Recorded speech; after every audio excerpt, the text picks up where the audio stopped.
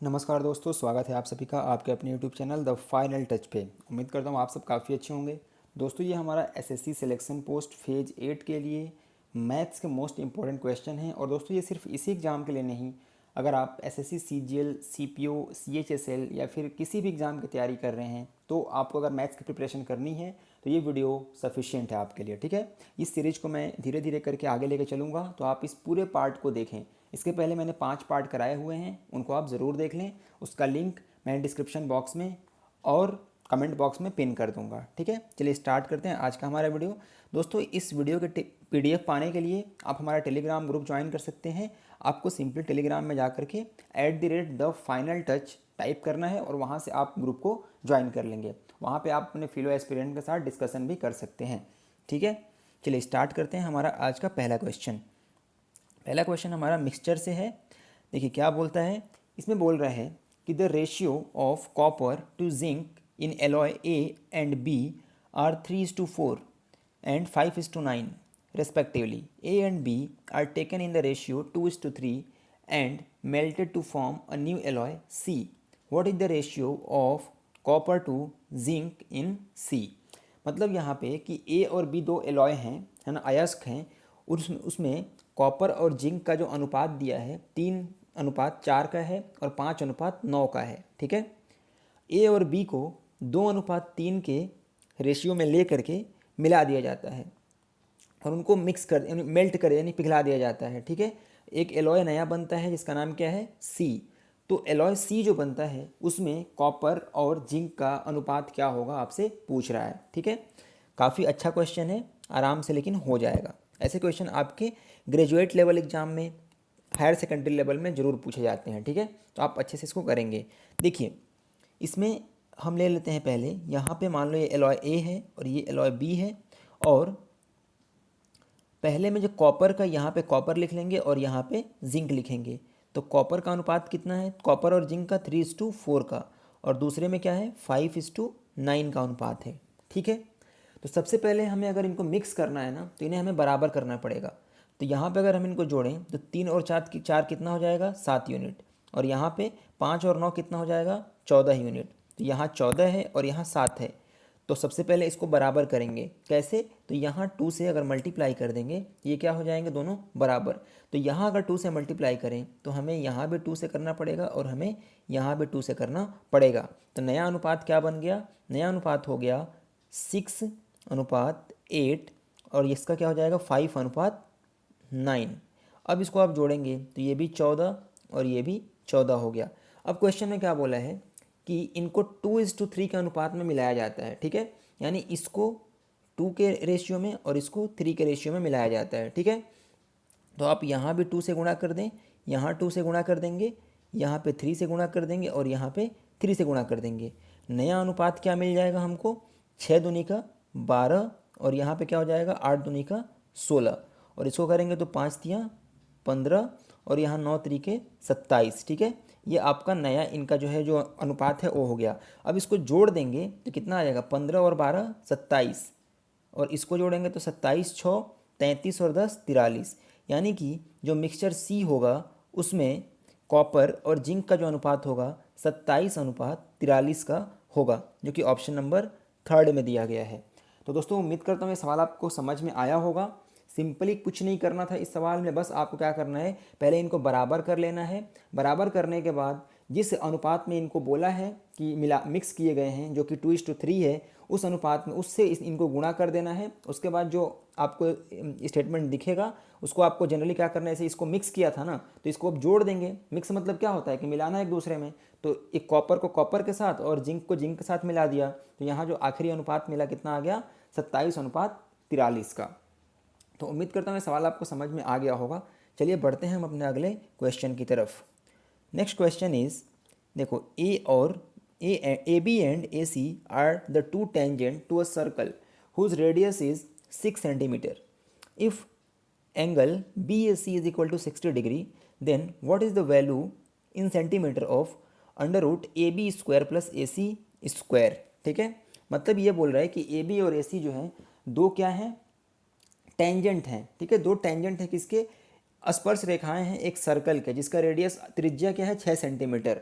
अगर angle B A सी बराबर 60 degree है तो उसके जो साइड्स हैं ए बी स्क्वायर और ए सी स्क्वायर, उसका अंडर रूट में वैल्यू जो है वो बताना है। ठीक है, मैं आपको डायग्राम बना के समझाता हूँ।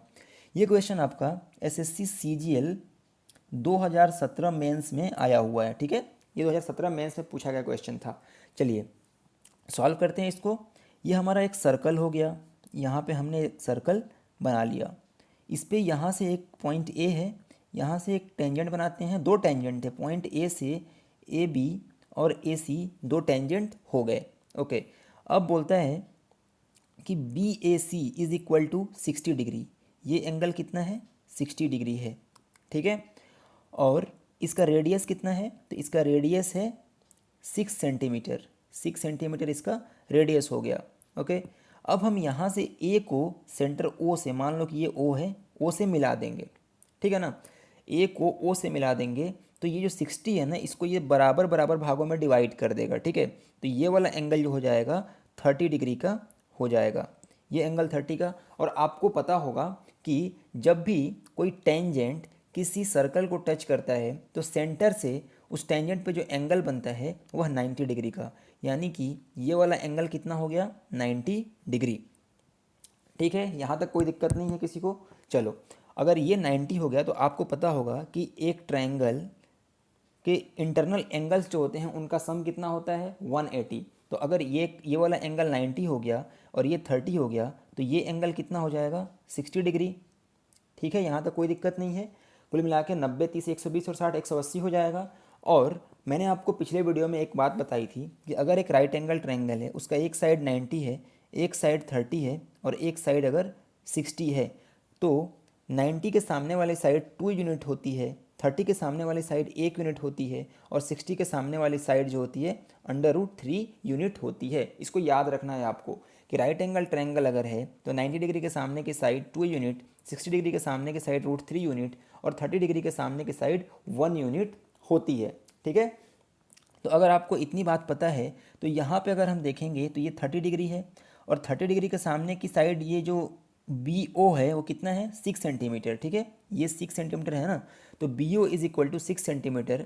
यानी कि देखो, मैंने आपको बताया कि 30 डिग्री के सामने अगर 1 यूनिट है तो 60 के सामने क्या हो जाएगा? √3। तो ये वाला एंगल हमारा क्या है? 60 डिग्री का है। तो 60 के सामने ये वाली जो साइड है वह क्या होगी? 6√3। क्यों? क्योंकि इसके सामने 30 डिग्री के सामने क्या है? 6। मैं आपको डायग्राम फिर से बनाकर समझा देता हूँ। देखो, ये हमारी साइड हो, सर्कल हो गया। यहाँ से हम एक टेंजेंट बनाते हैं, दो टेंजेंट है, ये आपका ए हो गया, ये बी हो गया, ये सी हो गया। यहाँ पे हमने सेंटर से इसे परपेंडिकुलर, सेंटर से परपेंडिकुलर डाला किस पे? टेंजेंट पे। तो ये 90 डिग्री, ये आपका 30 डिग्री और ये हो गया आपका 60 डिग्री। तो 30 डिग्री के सामने ये सिर्फ यहाँ तक है। देखो, ये वाला जो है ये सिर्फ ये आधा है ना, ये 30 है और ये 30 है ऊपर वाला। तो 30 के सामने कितना है? सर्कल का रेडियस कितना है? 6 सेंटीमीटर।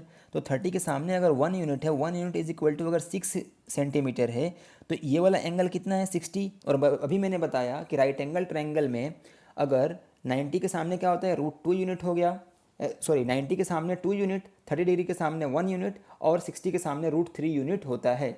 तो यहाँ पे 1 यूनिट की वैल्यू दी गई है 6 सेंटीमीटर, तो 60 के सामने ये क्या हो जाएगा? √3 यूनिट। तो √3 यूनिट की वैल्यू कितनी हो जाएगी? 6√3। ठीक है, यहाँ तक कोई डाउट नहीं है। तो अगर √3 आ गया, किसकी वैल्यू? ए बी की वैल्यू। ए बी की वैल्यू 6√3 आ गया। हमें निकालना क्या है? A B square plus A C square. और आपको ये चीज़ पता होनी चाहिए कि एक सर्कल है, अगर उस पर किसी एक ही पॉइंट से दो टेंजेंट बनाए गए हैं तो उनकी दूरी जो होती है, उनकी जो लेंथ होती है वह बराबर होती है। मतलब क्या कि ए बी और ए सी दोनों क्या होंगे? बराबर होंगे। ठीक है, तो ए बी की वैल्यू कितनी आ गई? 6√3। तो ए सी की वैल्यू भी क्या हो जाएगी? 6√3। हमसे क्वेश्चन में क्या पूछा है कि A B square plus A C square का स्क्वायर रूट क्या होगा? तो ए बी का स्क्वायर करेंगे तो कितना हो जाएगा? 6 का स्क्वायर कितना हो जाएगा? 36। और √3 का स्क्वायर कितना हो जाएगा? 3।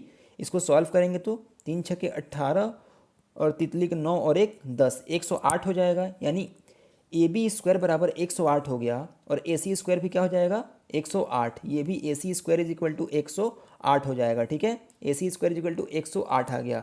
अब हमसे इसका सम करके उसका स्क्वायर रूट निकालना है। तो under root A B square plus A C square is equal to क्या हो जाएगा, अंडर रूट 108 प्लस 108। कैसे ये आया मैंने आपको समझाया है, आप वीडियो को पीछे करके देख सकते हैं अगर समझ में ना आया हो तो। यहाँ से इसको सम करेंगे तो अंडर रूट 216 आएगा।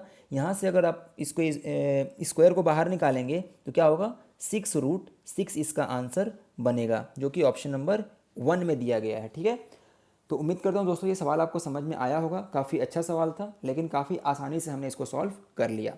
ठीक है, अब बढ़ते हैं हम अपने अगले क्वेश्चन की ओर।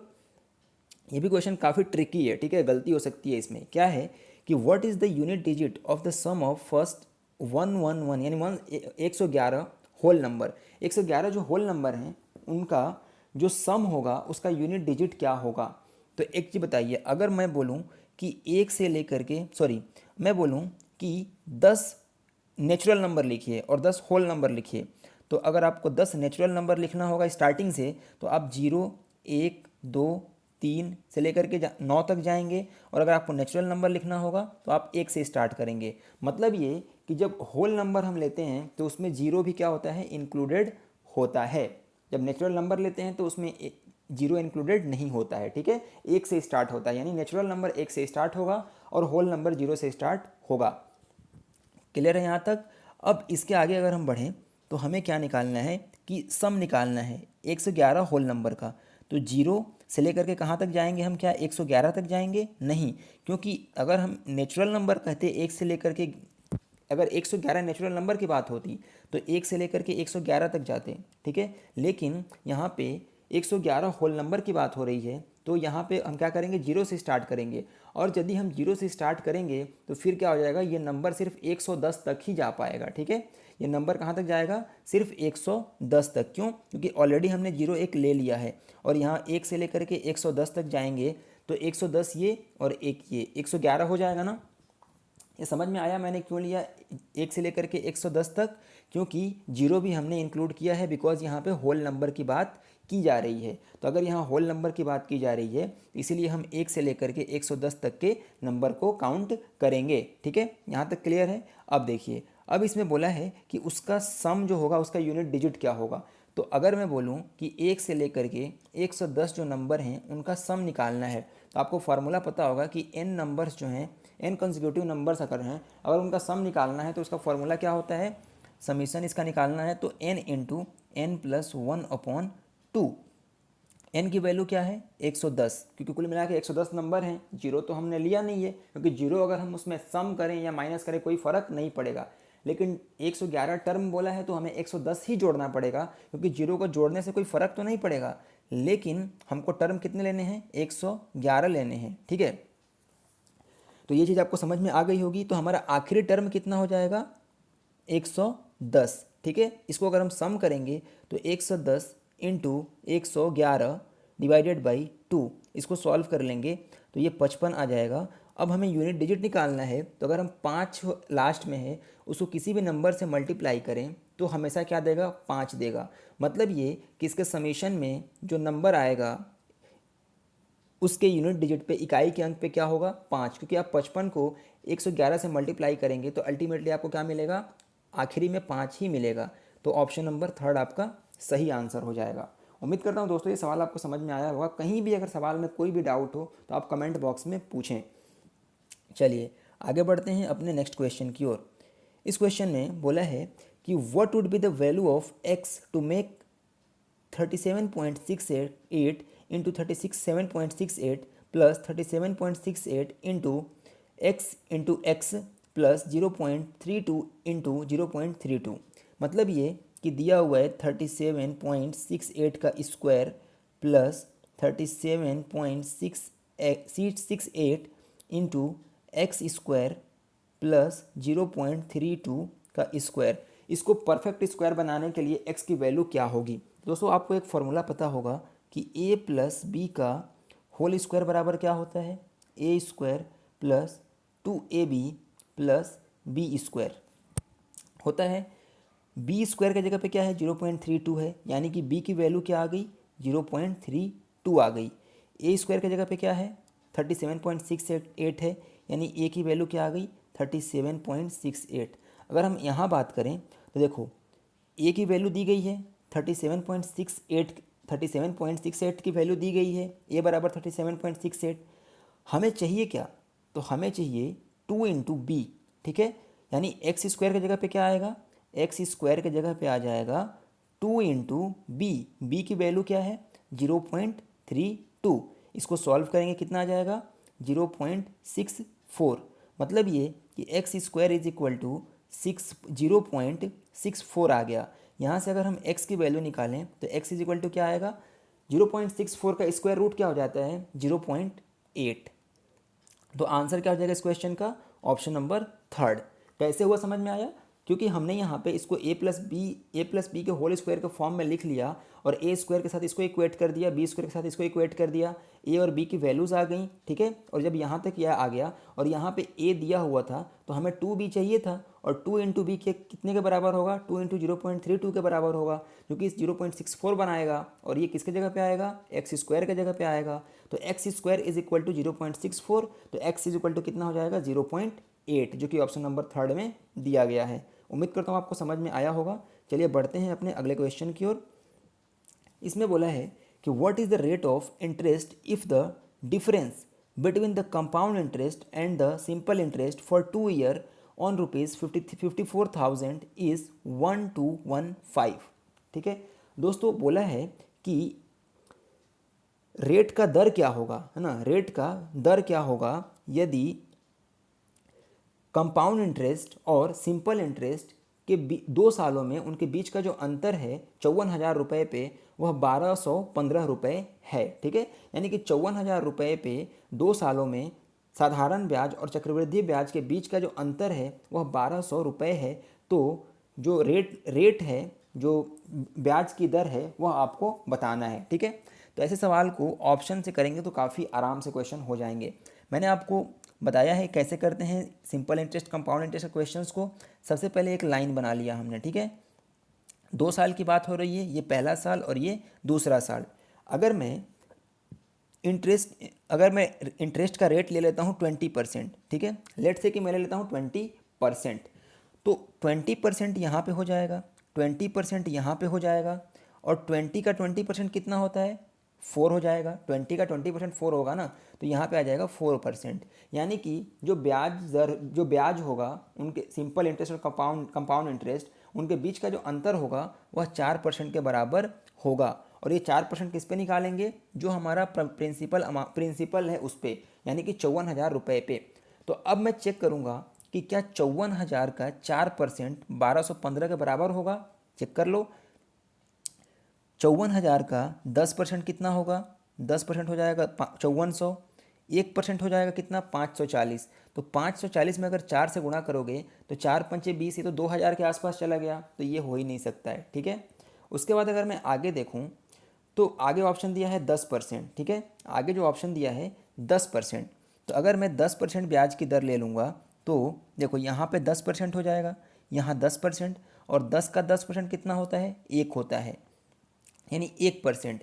क्या 1% 1,215 के बराबर होगा भाई? 54,000 का 10% हो जाएगा 5400, और 1% हो जाएगा 540 के बराबर। तो जो 10% के रेट पे जो डिफरेंस आ रहा है वो 540 के बराबर आ रहा है, और 20% के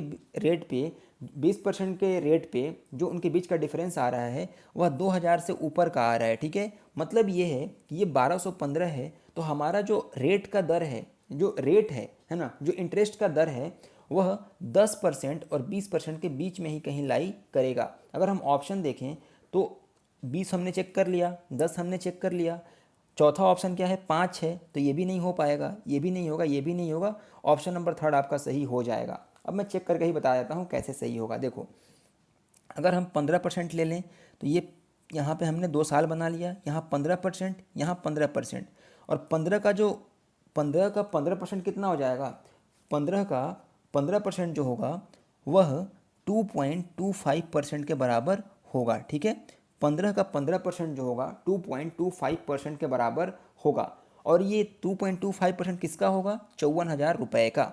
ठीक है, देखिए इस मेथड में कुछ नहीं करते हैं, हम क्या करते हैं कि अलग अलग इंटरेस्ट निकाल लेते हैं। जैसे बोला है कि 15% का रेट, सबसे पहले हमने उसका सिंपल इंटरेस्ट निकाल लिया और उस सिंपल इंटरेस्ट पे फिर इंटरेस्ट लगता है, वही तो आपका क्या बनता है, कंपाउंड इंटरेस्ट बनता है कुल मिला करके।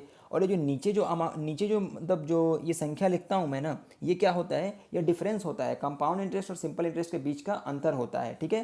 तो 54,000 का 2.25% कितना होगा, तो 54,000 का 2% कितना होगा, सबसे पहले ये निकाल लेते हैं। तो 540 गुणे 2 कितना आ गया, 0, 8 और 2 पंचे 10, 1,080 आ गया।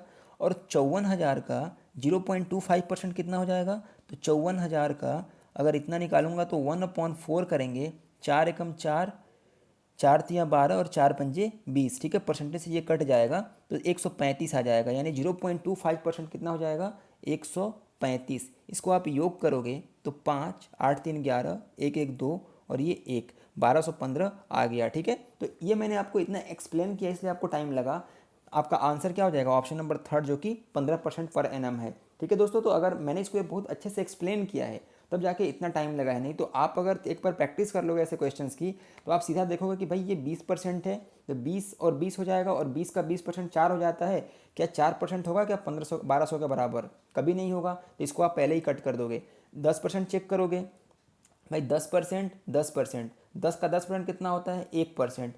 क्या 1215 54,000 के 1% के बराबर है, भाई 54,000 का 1% तो 540 के बराबर होगा, तो ये भी नहीं हो पाया, है ना। और जब 10% नहीं हो रहा है तो 5% तो हो ही नहीं सकता है, तो सिर्फ एक ही ऑप्शन बचता है 15%, जो कि आप टिक कर दोगे, ठीक है। तो इतना जल्दी ये क्वेश्चन हो सकता है एग्जाम में, ठीक है। आपको बस प्रैक्टिस करना है अच्छे तरीके से इन क्वेश्चंस पे। तो उम्मीद करता हूँ दोस्तों ये क्वेश्चन आपको समझा पाया हूँगा मैं। और अगर वीडियो अच्छा लगा दोस्तों लाइक ज़रूर कर देना, और चैनल पर नए हो तो चैनल को सब्सक्राइब भी ज़रूर कर देना। और दोस्तों चैनल को सपोर्ट करते रहिए और आगे पढ़ते रहिए, आगे बढ़ते रहिए। जय हिंद।